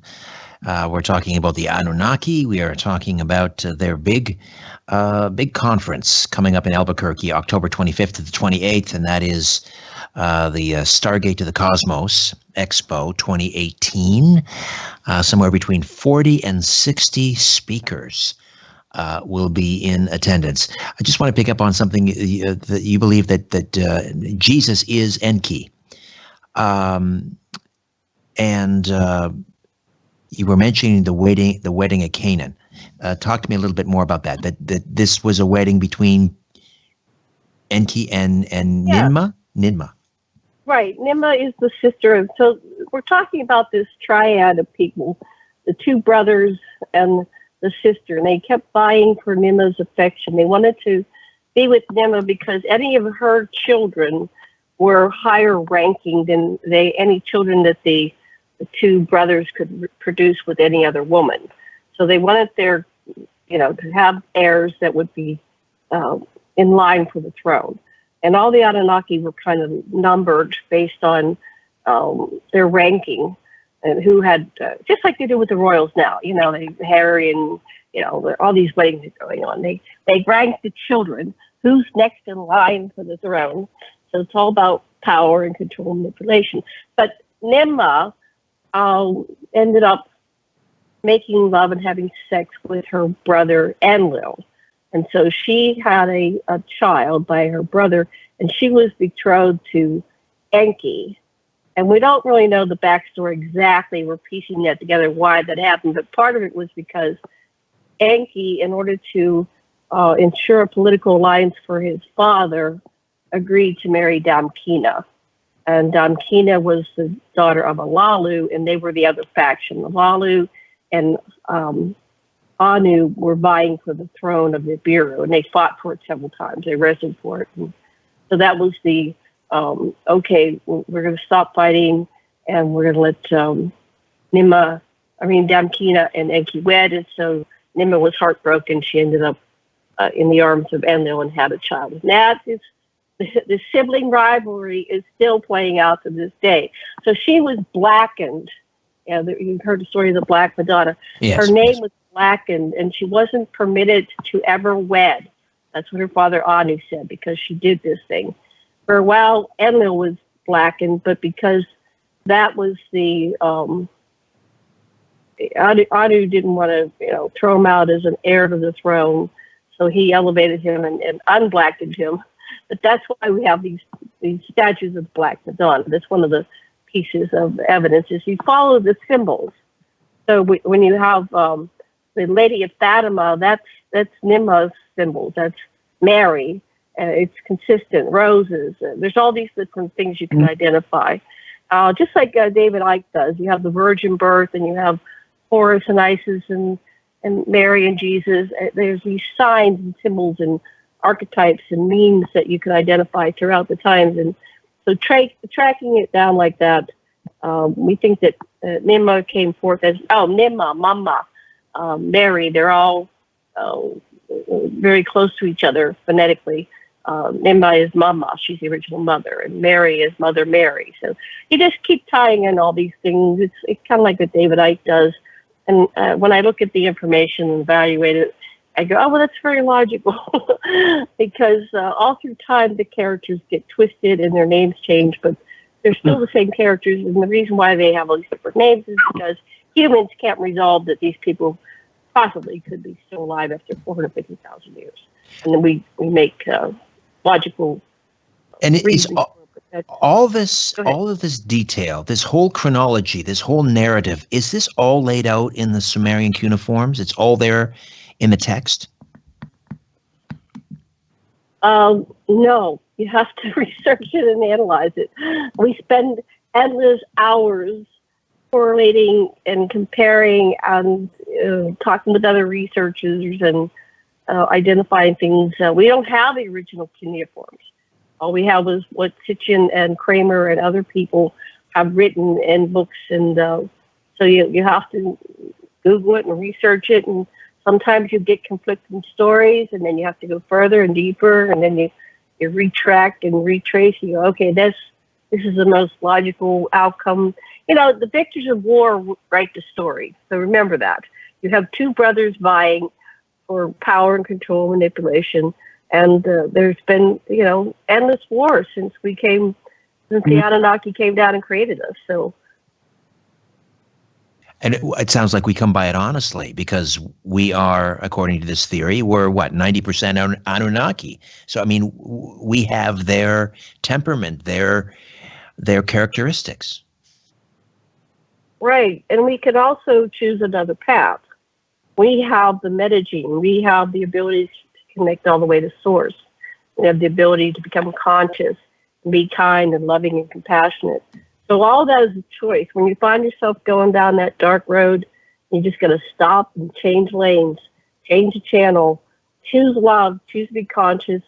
Say it again kindly, do it again, redo it, do it nicely. and we can, you know, keep correcting our course like a ship at sea until we get back on track and reconnect with source. And our original intention of coming out into existence was to, you know, find love. Love is the only answer. I think it was the Beatles who said that, wasn't it? No. I think that's true, though. I think it's absolutely true. Yes, That's John absolutely. Lennon and Paul That's McCartney. right. They were very, very wise people. Absolutely. I wanted to ask you about the Stargate. And the Anunnaki were using the Stargate, I guess, to sort of, as Nibiru swung by, they would use the Stargate to transport from the planet to Earth. Is that Stargate still operational? Where is it? Some have speculated that perhaps that was the real motivation for the Gulf War, was to locate this Stargate. Talk to me a little bit about it. Where is it, and is it still operating? Well, there are apparently lots of Stargates. There's one outside of Mars. It's being guarded by a huge flotilla of at least 5 major craft, kind of like Galactica. There is, it's. You want to explain that, Sasha? I've been talking for a while. Okay. There, Sasha? You take the ball on that one. Can you hear me? Yes, we can. Okay, yeah. Wow, okay. There seems to be, the Anunnaki used their particular big craft laden with gold, particularly when Nibiru was its closest, when it's at its perigee, when it comes closest, when it's really in here. But they don't need that anymore to transport, and a lot of them never left. And that was just when they were using these great big craft, which they don't need to use anymore. But we'll talk about the Stargate technology. Right. Yeah. What do you know about the Stargate technology? Yeah, and so I want to go back to Jesus, which because that pushed my button. Okay, right. So I've studied all this stuff, different versions of things. You know, when we're going to have a guy at our conference that he documents how after Jesus recovered from his being on the cross, he journeyed with his mother, Mother Mary, to Afghanistan and made a shrine for her when she died. And he lived to a ripe old age as all the wise people came to visit him in the Far East. And so we have a whole bunch of different things. And so what I realized in the holographic universe is the fractal. And it comes down to what is the Jesus inside you, the part of you that you identify with Jesus mean? Well, what it means to most Americans that I talk to, it means, oh, that means unconditional love, empathy, love everybody. Well, that's the Jesus that for a lot of people, that's what they mean when they say that. They mean, that's the cure. If we could just love everybody, then we wouldn't want to kill each other, and it's a really good idea. All right. Back to the Stargate, if we could. Okay. Are there any operational, and where are they on Earth? Oh, yeah, okay. In Diego Garcia, there's one. There's one right at in the Pacific. Janet, you tell them about that one. Well, I was underneath Johnson Atoll. I was stationed. Well, I was in the military. I was civilian working for the military from December '95 till February '97. And during my my time there, I ended up working in the underground military base as a like a universal translator. It's a long story, and I don't think I'm going to go into it, but I was under there. So there's an interdimensional portal there. There are many of them. When you go underneath the hull into the right paw of the Sphinx, there's an interdimensional portal where you go from this dimension to another realm. So apparently, it's not like the television series where it has to be like that. There are different stargates and portals all over the place. There's rumored to be one behind my house here in, what's that called? Kukui, so we're not sure where they are, but wherever they are, they're being guarded if the government finds out about it and protected and utilized. And apparently it's, it's one way of going between dimensions. It's these stargates, these portals, and they're all over the place. I don't know where they are. Not privy to that information, but I can speculate based on, the whole system of ley lines. You could probably track it down, follow it. Look where churches are built, or spiritual centers. There's likely to be stargates there. There's something in Bosnia. Is it Romania? I think it's Romania, or I get confused on. Oh, there are pyramids in Bosnia. There are pyramids in Bosnia. Yes. Yeah. Right. There's a story that came to us about a similar facility like I encountered. When I was underneath Johnson Atoll, there was a huge obsidian wall, and then I stood before it, and the door opened when I stood in a certain place. So there was another man, a story how he had to do the same thing.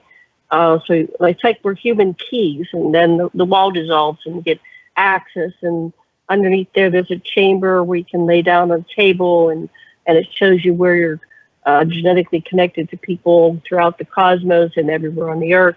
So we're finding stories, and they're leaking out to us, but I don't have the full picture. I'm still researching it. If anybody knows anything, please contact us at stargatetothecosmos@gmail.com, because we'd love to get some more correlations. But I think they're everywhere. Right. Now, there was I believe I had someone on the show who believed, and I'm not sure how he or she received this information, but in the early days of or before the first Gulf War, that Saddam Hussein in Iraq had a team of, I believe they were from Germany, and they were excavating in the sands around Baghdad, and it was theorized that perhaps they were trying to locate one of these stargates. Have you heard that? Janet, Sasha, either of you? We absolutely know that there's all kinds of stuff under the Anatolian plateau and under Babylon, between the Tigris and Euphrates, and of course there's a Stargate there, and there's tunnels that go to Romania and go to Egypt, and there's a huge tunnel and cavern system underneath the earth that we're pretending isn't there, but it's there.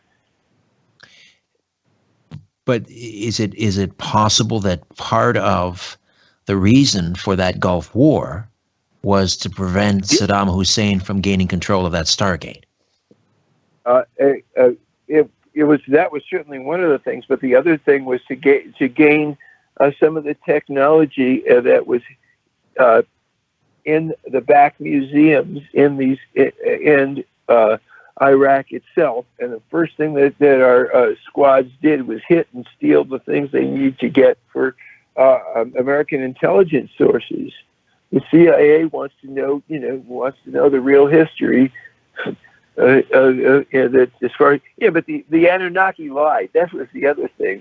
They made up their history as different as if Ralph Nader and Donald Trump wrote histories of North America, it would sound very different. Each one of these Anunnaki had a whole different version of everything.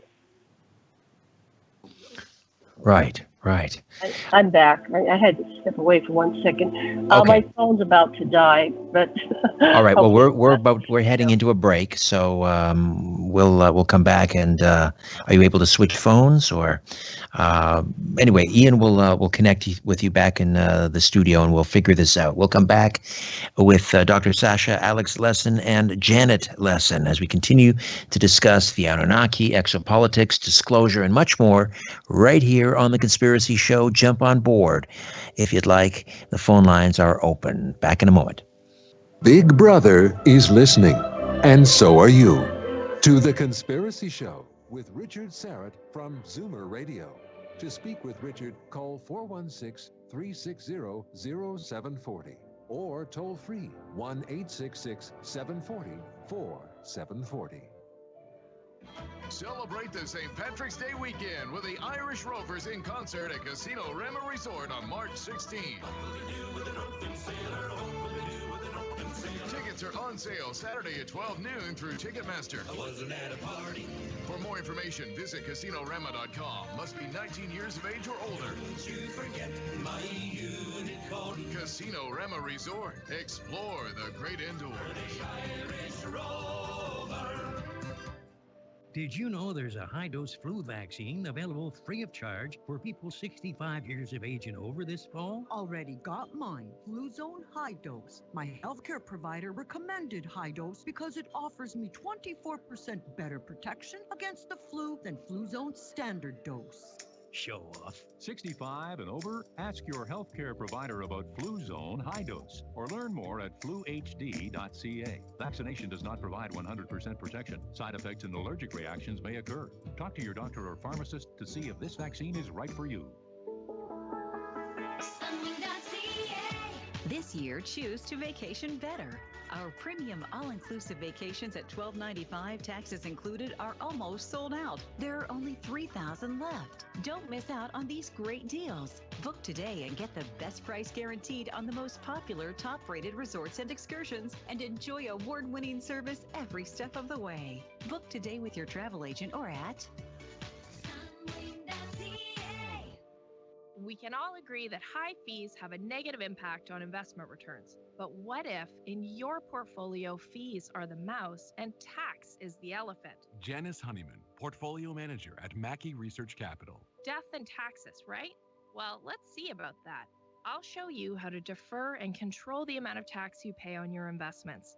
Dear CRA, sorry, but we're keeping more of our money this year. To meet with Janice, call 416-860-7781. You want the truth? You can handle the truth.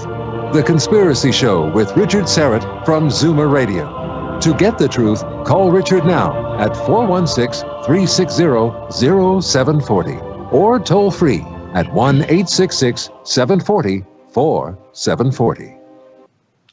Welcome back. Just a reminder, next week on the program, Rosemary Ellen Guiley will be with us. Hey, also wanted to remind you about my podcasts. Conspiracy Unlimited drops 3 days a week, Monday, Wednesday, and Friday. 3 new episodes every week, Conspiracy Unlimited. And you can listen and subscribe at conspiracyunlimitedpodcast.com. Conspiracy Unlimited podcast.com. And then my other podcast, combining my love for rock and roll and the paranormal, it's called the Rock and Roll Twilight Zone. New episodes every Wednesday. the Rock and Roll Twilight Zone, which is part of the Jericho Network, as in Chris Jericho from WWE and a terrific rock band called Fozzy, and also in association with Westwood One, the Rock and Roll Twilight Zone every Wednesday. And the best thing is just Google it. It's available on Spotify and Apple Podcasts and iTunes and just about everywhere. All right, let's see now. I believe we're still trying to get a hold of Janet again. I think her phone died, but Dr. Sasha Lessin stays with us. I wanted to get your take on what's going on down in the Antarctic. Over the last couple of years, all of these dignitaries seem to be flying down there. The former Secretary of State John Kerry, I believe the head of the Russian Orthodox Church, went down there. Some are speculating that there is a giant, an immense alien craft that has been buried in the ice and it's now revealing itself. What are your thoughts on that? Okay, yeah. Ever since we lost the Battle of the Weddell Sea in 1947, when the Germans and their allies, the Budlanders, came out with anti-grav craft, and they sunk the Pine Island and killed 64 Marines, and that's when basically we were saved by. Wait a minute, here comes Janice. Give me a note here. Call the first number. My other phone died. All right, Ian, back in the shop. Call the first number. All right. All right, Sasha, so continue on. Wait a minute, she got my pen here. Okay, so what happened, the Serpo Greys, and I should probably came to our rescue. They were scouting out our nuclear facilities in Los Alamos, and they saw that we were utterly defenseless. Byrd wanted to nuke Antarctica. The Brits had already lost the battle there, realized we were totally outgunned with this anti-grav craft. But so the Serpo Greys actually deliberately gave us an ambassador, and we sent 12 of our people, Air Force people, to Serpo, and some of them settled there. And these are, so this to hark back a little bit, the reason we were compatible with people like the Tall Greys from Zeta Reticula is because we are from the same Lyran stock from when the Apex, where the original home of what became the Greys, was one of the first planets battered and then destroyed by the Dracos. But that's all another story. But anyway, that's why they're compatible with us. And there's all different, many different species of Greys. They finally just left their planet, and some of them became skyfaring and lost the ability to breed the way we do. And so that's why the hybridization is so important to them and to us, because we gain a lot from these wonderful children who are able to have the feeling for the whole group, empathy, like the Greys have, but also have the spirit and the individuality and the passion that we have. All right, so this craft, is that what they're looking at down in the Antarctic? Is that what is emerging from the ice? Yes. So I should really go in. We have an extensive history, well documented, of a whole series of canyons and caverns and a whole civilization that's been under the King of Bodland. Huge places with an internal sun. Accounts of Norwegian sailors who came in the North Pole and came out the South Pole. And it's like the evidence is utterly overwhelming. It's not just of this very little place that they're looking at. There's an entire civilization there with a very advanced technology, and they gave shelter to the SS troops and their Ukrainian women that they brought with them, and they were allowed to settle this New Schwabenland. It was a Nazi island in this inner Earth, Agartha, and these people. We have a regular embassy with the Agarthans, and we're in regular. We have gotten help from them in not being overcome by the Nazis. But then Alan Dulles allowed the Nazi torturers and all the worst guys to come and take over and torture Americans in New York, and basically run the rocketry business and military and intelligence services again. So the Nazis won. They're in charge now. Yes, who's in charge? Yes, who's in charge now, because of the human intermediaries. But why would this?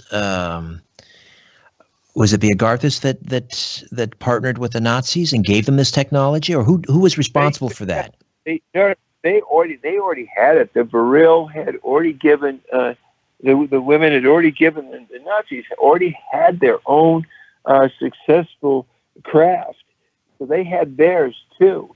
It was inferior too, but they actually had they began with their craft to start the bases on Mars. They were there first as the first humanoid group, and their outfit, Kruger, is one of the big powers that hire out, and they are a huge power in the what I get from the in players. They have to be taken into account. They're run by SS officers, and they have their own bases on Mars and throughout this whole local solar system.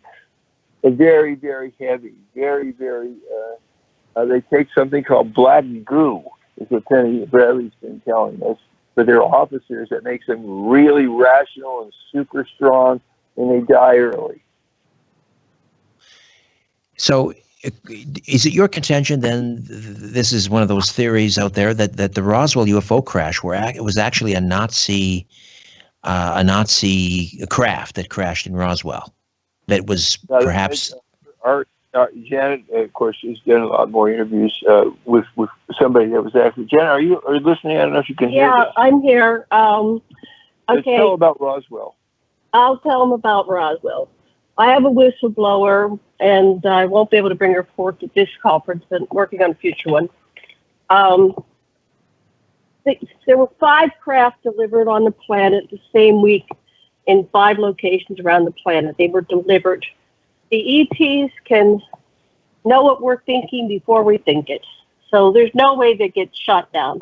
This was a intentional design to help us escalate and speed up our evolution, because the Greys lost about 1,000 of their souls or people in that community, the Dropas in China, or was it Tibet? Anyway, there was about 1,000 around the year 1000. They had about 1,000 souls that got trapped in our cycle of reincarnation. This is a prison planet. It's very hard to get out of it. And Errol the Grey, who was taken underground to the base, or taken to the base and interrogated, and told the story of how their Grey souls were trapped in this cycle, and that this whole kind of system here is a prison system, and there's no escaping, and that's why we have birth, life, death, and recycle. So the 2 craft were brought down that day in July of 1947, and when they took off, the one that they got into, so they delivered one intact, and the one they got into, it came apart. It was a defect, like a factory defect, and it came apart. But it was no accident. They wanted us to get the technology so we could reverse engineer it, so we could catch up a bit and help them figure out how to break this prison planet cycle, which has their souls entrapped. So they were brought inside these 5 craft that were delivered at the same time. One was Pine Gap in Australia. There's something in Russia, something in Europe. There were 5 locations. They created a grid, and these are like Trojan horses.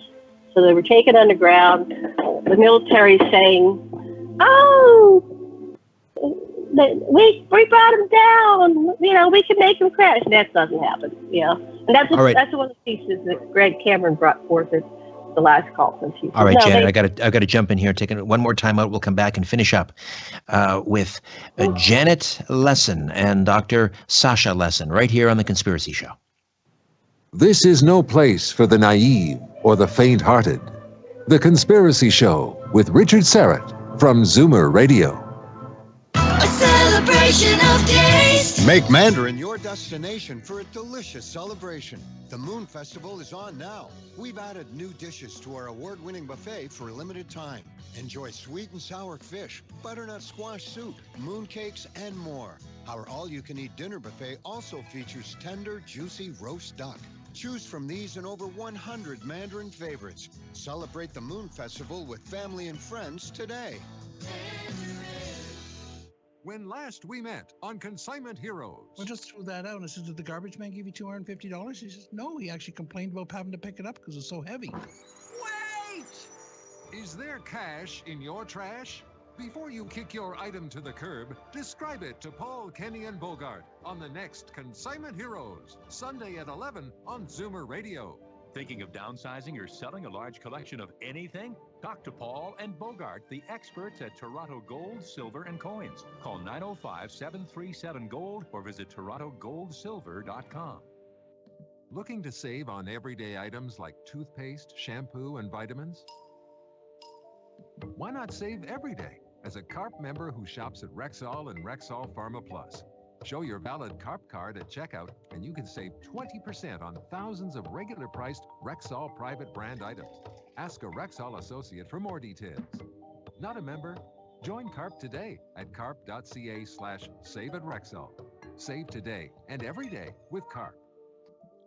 Friday beachside, meet a coastal retreat where your every desire is possible with exclusive beachside service at Canada's award-winning all-seasons resort, just 45 minutes outside the GTA. Friday Harbor brings vacation-style living home in a way that you've never even imagined. Enjoy the sun, sand, and beachfront service with Water's Edge, now open. Discover the start of something extraordinary at Lake Simcoe's Friday Harbor Resort. The Conspiracy Show with Richard Serrett is brought to you by Crime and Trauma Scene Cleaners. Where there's smoke, there's The Conspiracy Show with Richard Serrett from Zoomer Radio. And we are back for a few minutes yet with Dr. Sasha Lessin and Janet Kira Lessin. Again, the Stargate to the Cosmos Expo 2018 happening in Albuquerque, New Mexico, October 25th to the 28th. For more information, just go to the website, strangeplanet.ca, and click on under guests. You'll see Sasha and Janet's names. Just click there, and that'll take you right to the website. And I'm assuming, Janet or Sasha, that people can register right there online? They can.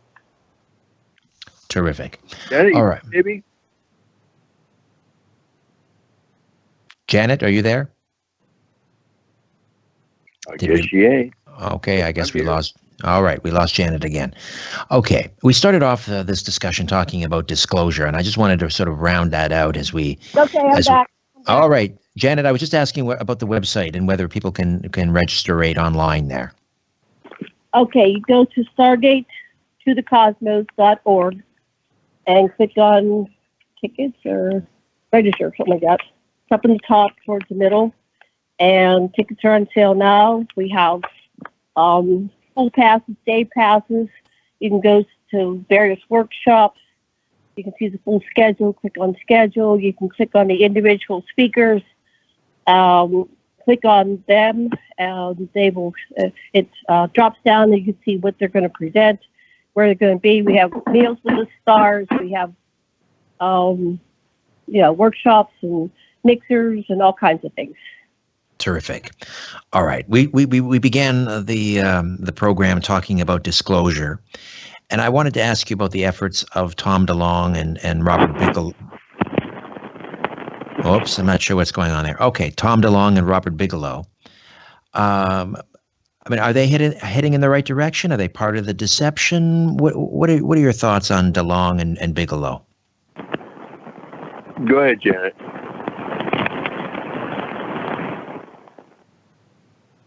Janet? I guess we lost Janet again. All right. Okay. Did you want to hint? Oh, sure. It's, basically anything that comes out of this is dressing. There's so much going on, and and is it true or false? A little of both, it's like it's just managed. Now, we ask about where does disclosure, I really want to come back to this. Disclosure is inside. If you meditate and go inside, you're going to be able to access all the wisdom, like Tesla did. You can imagine that you are in the head of Michelangelo or Stravinsky, and you can see things and feel things from that person's, from the fractal inside of you, that's Stravinsky or Michelangelo, and start to channel that. In hypnosis, we give you lessons with the master tennis players, and your tennis game improves. Listen, it's all there. So disclosure starts with you, your visions, your ghosts, the dead people who came to you, the visions that you had that motivate you in life to transcend your limits. It's there. That's it. That's what I think. It resonates with stuff that's beyond you. You think it's just a part of you, but it's universal.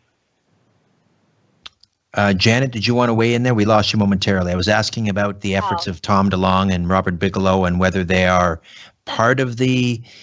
Are they in the right, going in the right direction, or are they part of sort of helping to keep a lid on this whole arena? I think that they are going to have a limited disclosure. First of all, if Bigelow or Musk or anybody gets to Mars, they're going to be in for a big surprise because there's already a huge presence there. And so they're probably going to be very closely contained and managed, that the information is going to be limited what they get. So I think they are going to give in to the pressure of the powers that be and allow limited disclosure, but they're trying to control the narrative. So we get this whitewash version. It's not quite everything. And I don't know to what level, people that are in it, like DeLonge, whether they understand or not. They're going to be fed what they're going to be fed. We're looking for authentic disclosure, and that comes from the people that are living it. And we don't have the answer, but we're piecing it together by delving into these stories. So we don't know if somebody's mind controlling everybody. This whole matrix that we're living in could just be one big mind control, just to, keep us into this paradigm that we're living in. But, much like Neo and that whole thing. Right. But we're just looking at it, and I think that this, authentic disclosure, quote unquote, which comes from the people that are having the experiences. A lot of these people are talking about it, but they're not working beside the extraterrestrials and not in the underground bases. So we're getting those people. Maybe they have more of the information. There's a big picture, and we're looking at it. We have Joanne Richards, whose husband is in jail for the rest of his life because he was disclosing things, and he has a whole picture, much like other people, where there's a whole society. They have regular meetings ongoing. So we're just putting all out there, and the people are going to decide. What were you going to ask? Go ahead. I'm sorry. I was just going to say, I don't need to tell you that the whole sort of UFO community, if I can use that term, there's so much division. There are those who say, well, you're all getting too far out over your skis, and talking about some of this stuff you're gonna lose the room. And then you have others pointing fingers at others saying, well, they're disinformation officers, or they're part of Majestic 12, and don't believe these people talking about animal mutilations and so forth.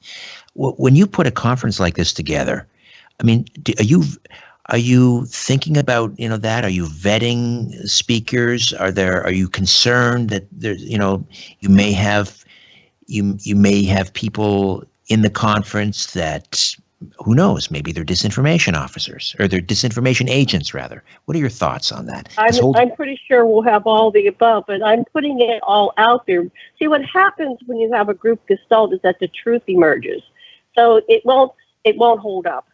So we're all going to put our pieces of the information out there. We're going to record everything. We're going to document everything. We're going to keep the dialogue. We're going to continue the dialogue. Those people, the truth is, the lies are unsustainable. People trip up. They fall on the wayside. They can't keep their story straight. So the truth will and is emerging, and it comes from all the pieces of the puzzle, and us all telling our stories, the testimonials.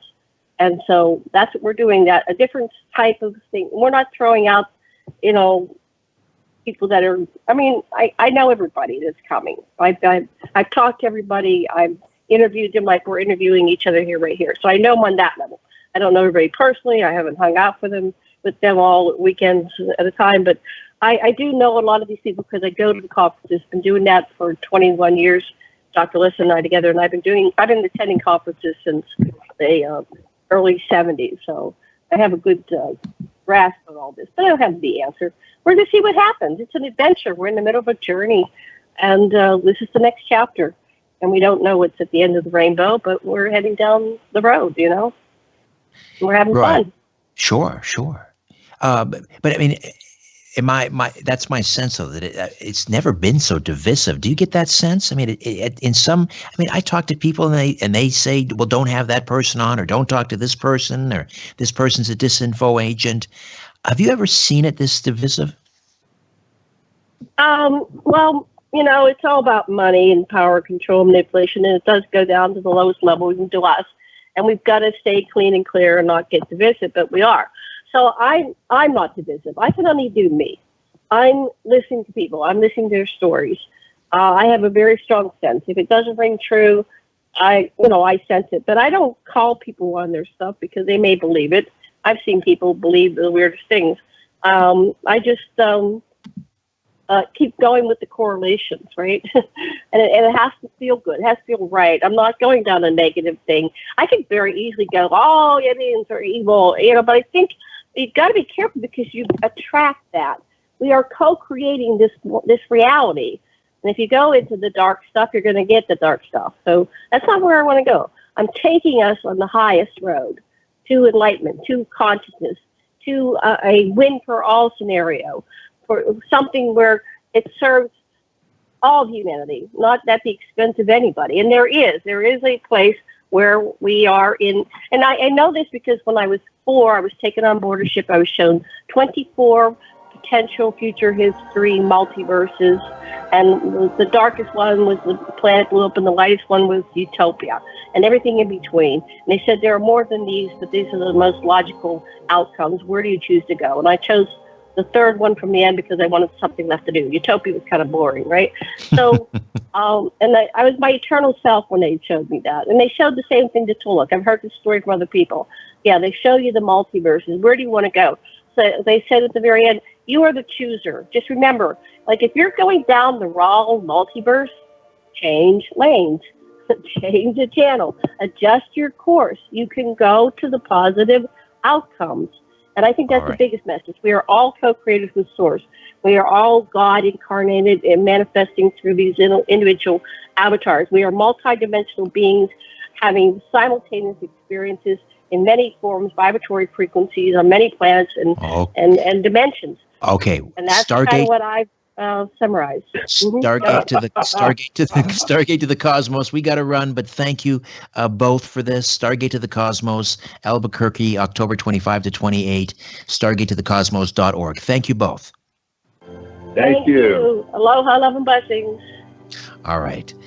Don't be afraid. There's nothing concealed that won't be revealed and nothing hidden that won't be made known. What you hear in the dark, speak in the light. What I say in a whisper, proclaim from the housetops. Move over, Aphrodite.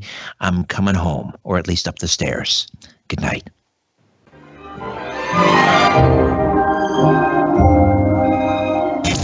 This is Zoomer Radio, CFZM FM and CFZM AM. Owned and operated by MZ Media Incorporated. Zoomer.